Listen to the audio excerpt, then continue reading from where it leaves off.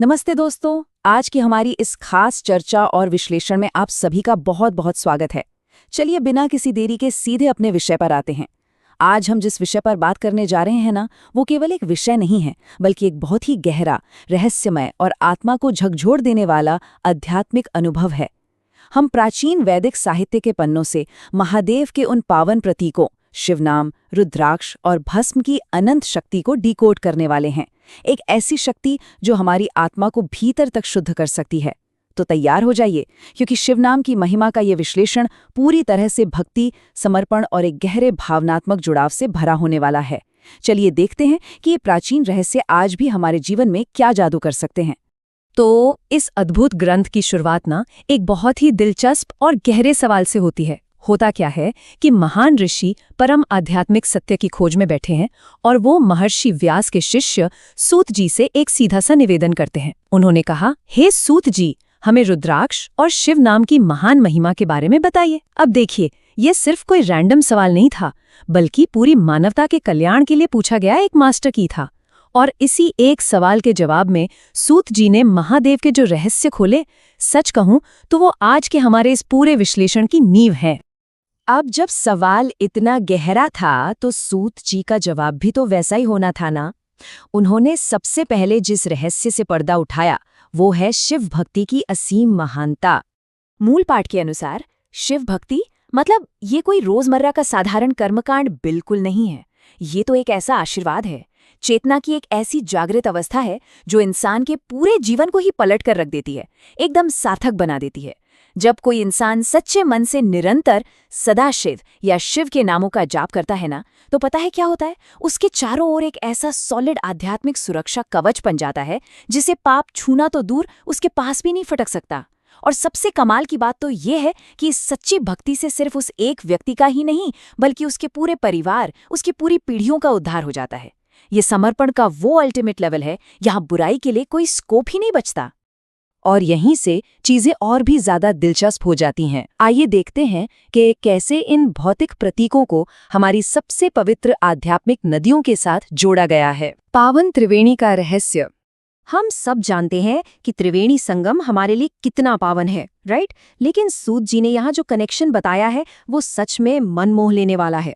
उन्होंने महादेव की भक्ति के 3 मुख्य प्रतीकों की तुलना सीधे हमारी सबसे पवित्र नदियों के संगम से कर दी है। ध्यान से देखिए, भगवान शिव के नाम को साक्षात गंगा नदी के समान पवित्र बताया गया है।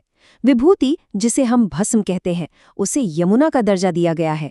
और शिव के पावन आंसुओं से जन्मे रुद्राक्ष को साक्षात सरस्वती का रूप माना गया है। मतलब ये कोई हवाई बात नहीं है, ये हमें गहराई से बताता है कि इन तीनों में वही दिव्यता और अनंत पवित्रता मौजूद है जो इन महान नदियों की बहती धाराओं में है। और इस पावन त्रिवेणी का सबसे बड़ा सीक्रेट क्या है पता है? ये किसी भी फिजिकल तीर्थ यात्रा से कहीं अधिक आसान और सुलभ है। ग्रंथ बहुत ही साफ शब्दों में कहता है कि भस्म, रुद्राक्ष और शिव नाम, इन तीनों के एक साथ होने मात्र से ही त्रिवेणी संगम में स्नान करने जितना विशाल पुण्य मिल जाता है। सोचिए जरा, अगर ये तीनों किसी भी व्यक्ति ने धारण किए हुए हैं तो सिर्फ उनके दर्शन करने भर से देखने वाले के भी सारे पाप कट जाते हैं। ये महादेव की करुणा का सबसे सिंपल और डायरेक्ट रास्ता है, जहां आध्यात्मिकता किसी भी दूरी या लॉजिस्टिक से बहुत बहुत आगे निकल जाती है। चलिए अब इस देवत्व के एक अलग और बेहद पावरफुल स्वरूप की ओर बढ़ते हैं, वो प्रचंड अग्नि जो पापों को भस्म कर देती है। तो यहाँ सबसे क्रूशल पॉइंट ये है कि इंसान के कर्मों का बोझ चाहे कितना भी बड़ा, कितना भी डरावना क्यों न हो, महादेव के नाम के आगे उसकी कोई औकात नहीं है। इमेजिन कीजिए, एक तरफ है महापाप का एक बहुत विशाल पर्वत, यानी हमारे पास्ट के कर्मों और गलतियों का वो पहाड़ जिसे पार करना किसी भी इंसान के लिए इम्पॉसिबल लगता है। और दूसरी तरफ है शिव नाम की प्रज्वलित अग्नि। जब ये ईश्वरीय अग्नि जलती है ना, तो वो पापों के इस इतने बड़े पहाड़ को बस पल भर में राख कर देती है। शिव नाम का जाप कोई सरफेस लेवल की चीज नहीं है, ये पापों को उनकी सबसे गहरी जड़ से उखाड़कर नष्ट कर देता है। इस प्राचीन संवाद में कितनी करुणा है, कितना प्रेम छिपा है, ये बात इस उद्धरण से बिल्कुल क्लियर हो जाती है।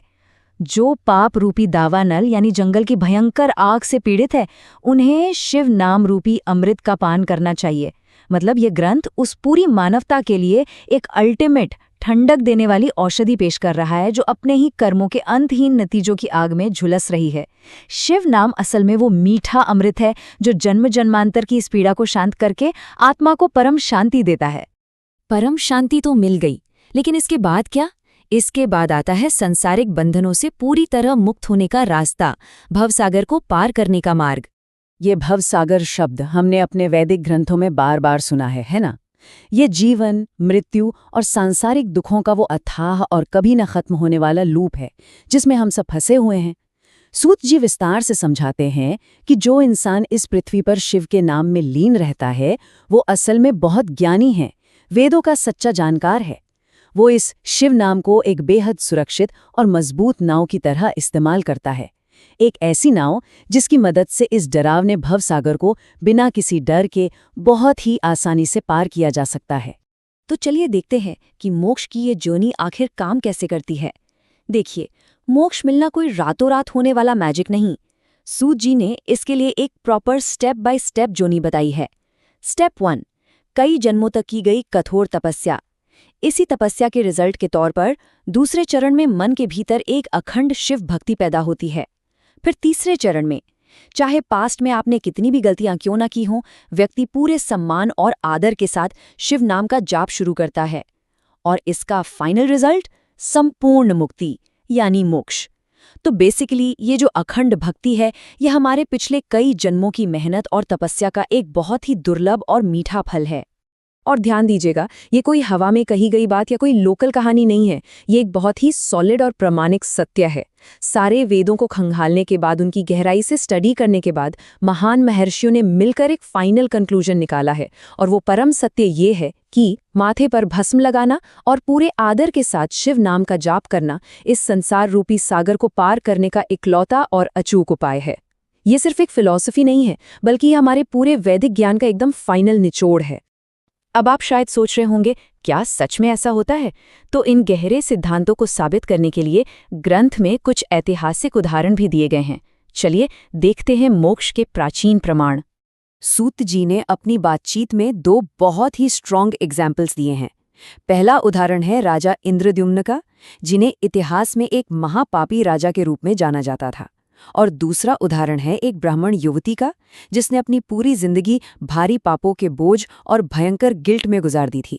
ये दोनों ही अपने कर्मों के कारण पूरी तरह से डार्कनेस और आध्यात्मिक पीड़ा में डूब चुके थे। इनके पास बचने की कोई उम्मीद नहीं थी, लेकिन केवल और केवल शिव नाम के जादुई प्रभाव और महादेव की उस अनलिमिटेड करुणा से इन दोनों को ही उत्तम गति यानी सर्वोच्च मोक्ष मिल गया। यह इस बात का जीता जागता और अकाट्य प्रमाण है कि आपके अतीत का कोई भी बोझ इतना भारी नहीं हो सकता जिसे सच्ची शिव भक्ति के जरिए मिटाया ना जा सके। अगर आप मुझसे पूछें कि इस पूरे संवाद की सबसे माइंड ब्लोइंग बात क्या है, तो वो है सूत जी का ये अकल्पनीय दावा। भगवान शंकर के एक नाम में भी पाप को समाप्त करने की इतनी शक्ति है कि उतने पाप कभी कोई मनुष्य कर ही नहीं सकता। जरा इस बात की गहराई को फील कीजिए। मतलब सोचिए, ये हमारी इंसान की छोटी सी कमियों और महादेव की उस विशाल असीम कृपा के बीच का सबसे खूबसूरत अंतर है। एक इंसान अपनी पूरी जिंदगी लगाकर भी उतने पाप नहीं कर सकता जितने पाप भगवान शिव का सिर्फ एक नाम पलक झपकते ही भस्म कर सकता है। ये महादेव की उस अनंत और दयालु शक्ति का सबसे बड़ा सबूत है। तो दोस्तों, जैसे जैसे हम अपने इस गहरे विश्लेषण के अंत की ओर आ रहे हैं, ये आखिरी सवाल हम सबके सामने एक बहुत ही गहरा विचार छोड़ जाता है। जब अब हमें भस्म, रुद्राक्ष और शिव नाम रूपी इस पावन त्रिवेणी की उस असीम और शुद्ध करने वाली ताकत का पता चल चुका है, तो क्या हम इंसान जीवन मरण के इस अंतहीन लूप से बाहर निकलने के लिए इस आसान और प्राचीन रास्ते को अपनाएंगे? ये सच में एक ऐसा पावरफुल थॉट है जो हमें अपनी खुद की आध्यात्मिक जर्नी शुरू करने के लिए इंस्पायर करता है। महादेव की भक्ति का ये पवित्र रास्ता हमेशा खुला है, बस जरूरत है तो पूरे विश्वास के साथ अपना पहला कदम बढ़ाने की। इस चर्चा में मेरे साथ अंत तक बने रहने के लिए आपका बहुत बहुत शुक्रिया। और मानवता के उद्धार से जुड़ा ये सवाल हम सभी के लिए एक गहरा विचारणीय विषय है। महादेव आप सब पर अपनी कृपा बनाए रखें।